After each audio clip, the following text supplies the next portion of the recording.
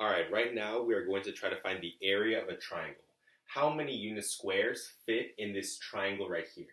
Note that I cut out a triangle. It's not a right triangle. It's not an isosceles triangle. It's some random triangle that we have. And I picked this one for a reason. It's just if we have any generic triangle.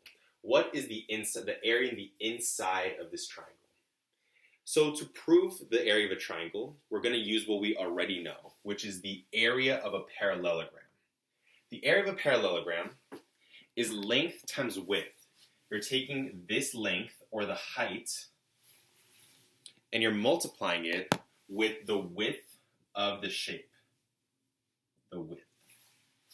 Okay, and that's true for any parallelogram. Length times width. So this is what we already know.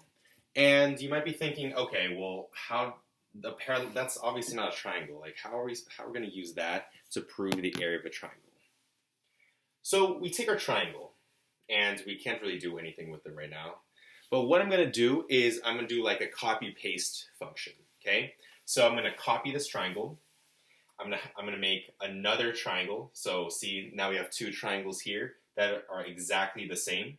Copy, and I'm going to paste it over here. I'm going to paste it over here. So we have two identical triangles on the board. And what I'm going to do is I'm going to rotate my blue triangle so that it doesn't look exactly the same anymore.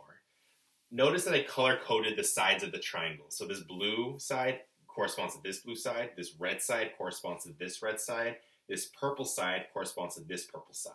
And that purple side is the important part.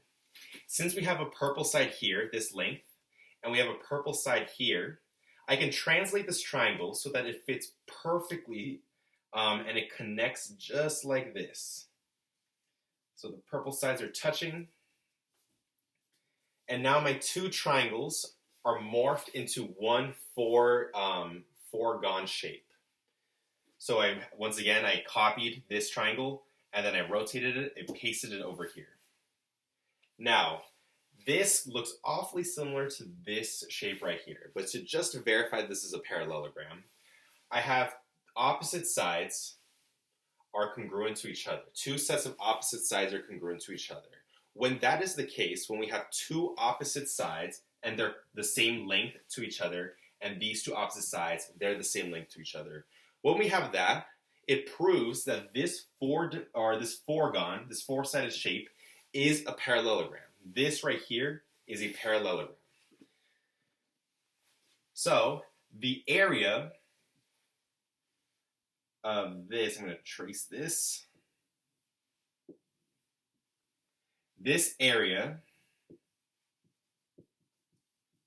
is length times width. What we have right here. Length times width.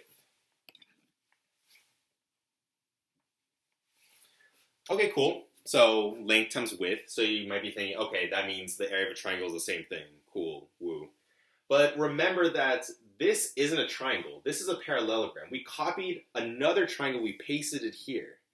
So actually, this isn't the area of a triangle. This is the area of two triangles that are just pasted together. So now what I'm going to do is I'm going to remove my blue triangle. I'm removing my blue triangle. Okay? In other words, I'm splitting it in half. I'm splitting my foregone in half, and I'm removing this.